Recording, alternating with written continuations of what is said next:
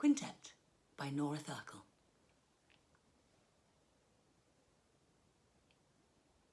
Before most of them dropped out or graduated, Annie shared a flat with 4 other girls. Their friendships were based on fragile foundations: late-night drunken oversharing, unhealthy sexual competition, the intensity of plunging together into adulthood. Lydia had an eating disorder that was obvious to everyone, but that no one mentioned. She had a big group of friends from home who would come and stay in the flat at short notice, who were friendly, but lounged obstructively in the kitchen. She was infuriatingly kind and liked everyone, and had a series of clearly suspect boyfriends who hung around sullenly, eating other people's food. She was the one who emailed the landlord when the mouse infestation became critical, or the shower sputtered to a stubborn halt for days, because she was the best at staying polite and reasoned. Annie loved Lydia.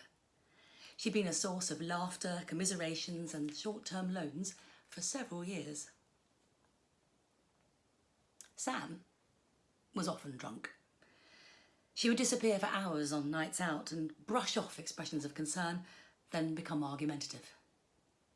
She cheated on her boyfriend flagrantly, bringing guys back to the flat, and then hosting the boyfriend for dinner hours later, while everyone avoided eye contact.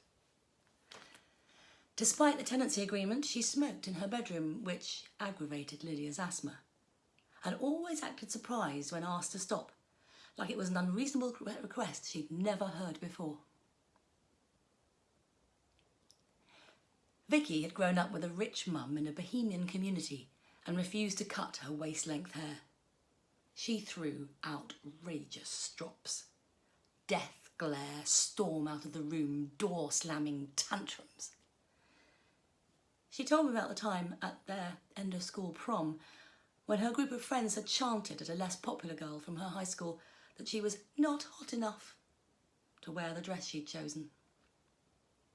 She was obsessed with fat people in the way that children get obsessed with a particular animal. She would come home and tell them about fat people she had seen. Except she didn't refer to them as people. They were just fats, as in, I saw a really great fat today. She commented scathingly when the others ate meals she considered unhealthy or portions she considered too large. Vicky was very close with Sam, who would run after her and soothe her feelings in the middle of arguments, flashing reproachful looks at the others.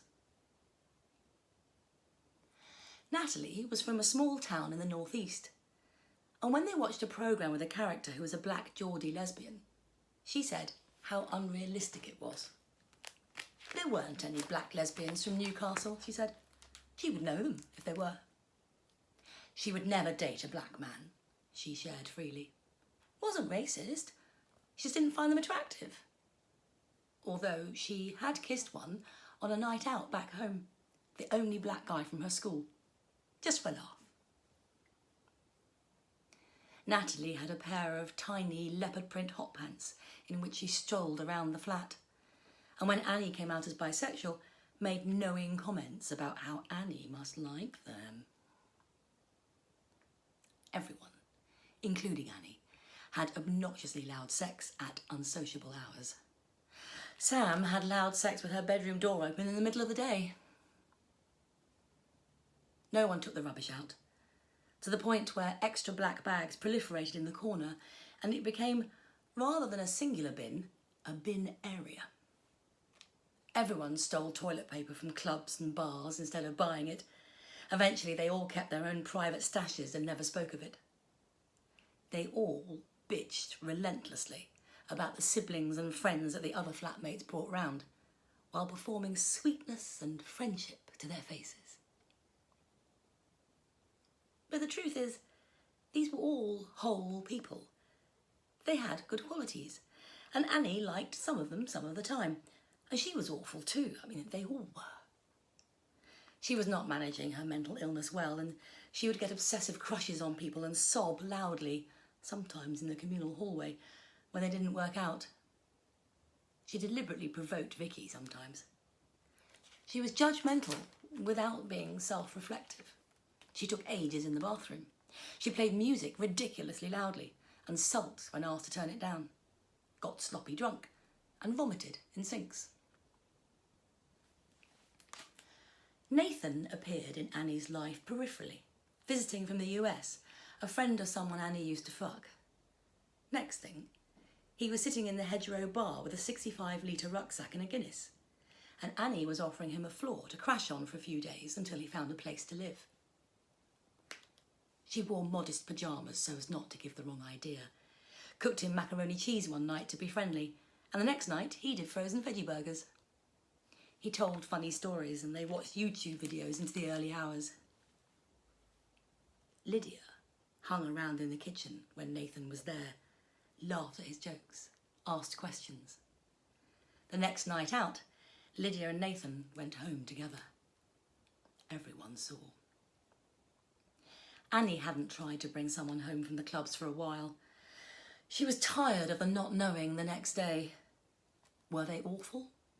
Did they have anything at all in common with her? Would she find any of her possessions missing after they had left? Nathan moved around the corner into an enormous old tenement flat with threadbare art posters on the walls, beans growing ignored in pots on the kitchen table, and a high turnover of inhabitants.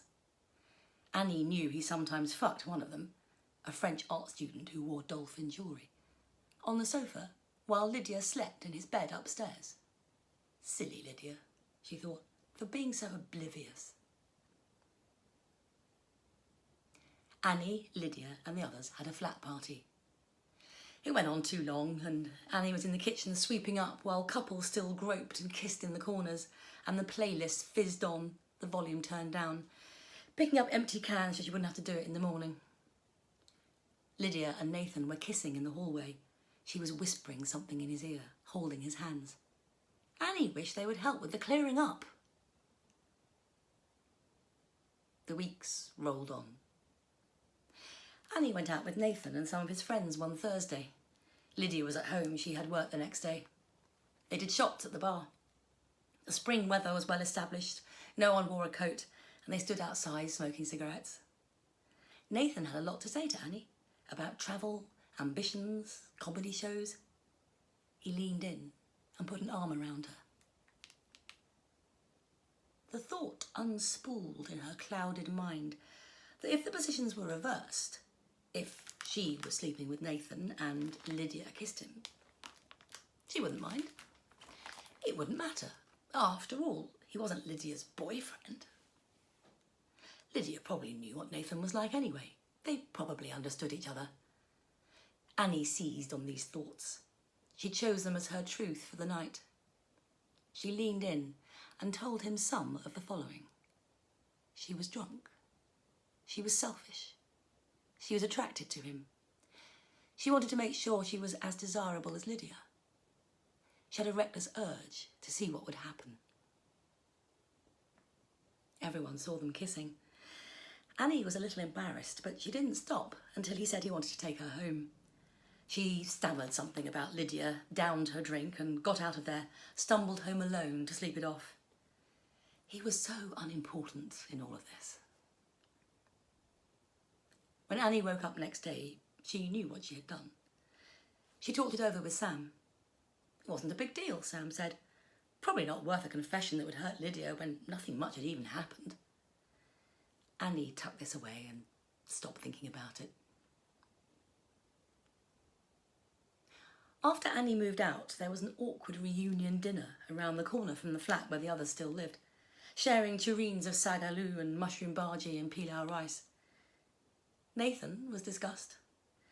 Apparently he'd agreed to an exclusive relationship with Lydia. Annie was sceptical, thinking, honestly, more about the French girl than their abortive drunken kiss. Later that night, Sam told Lydia what Annie had done.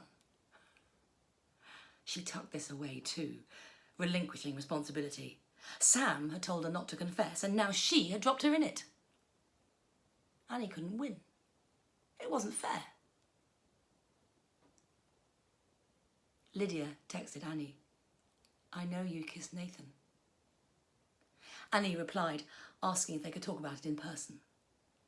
Lydia came over to Annie's new place and Annie apologised, played it down, made excuses about how little it meant, how drunk they'd been. She said none of the following. She was selfish. She was attracted to him. She wanted to make sure she was as desirable as Lydia. She had a reckless urge to see what would happen. It seemed okay. Lydia didn't seem too upset. She hadn't even spoken to Nathan about it. Another thing to tuck away. Why was it always the woman's responsibility to be loyal? She saw him at a party a few weeks later, and he still didn't know that Lydia knew. Annie had taken all the blame. It wasn't fair. Again.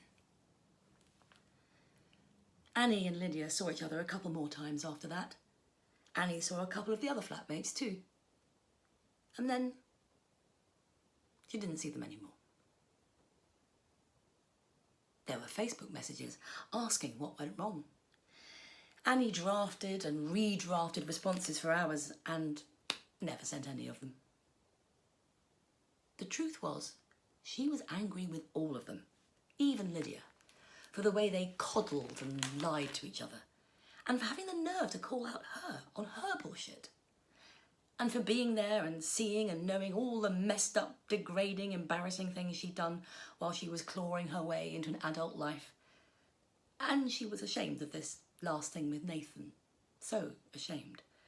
And she wanted to move on with her new friends in her new flat and leave it all behind.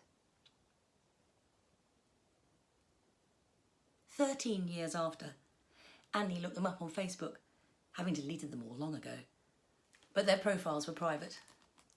She still dreamed about Lydia, Sam, Vicky, Natalie, far more than she dreamed about any of her friends from school who were longer standing, or newer friends who knew who she was in the present.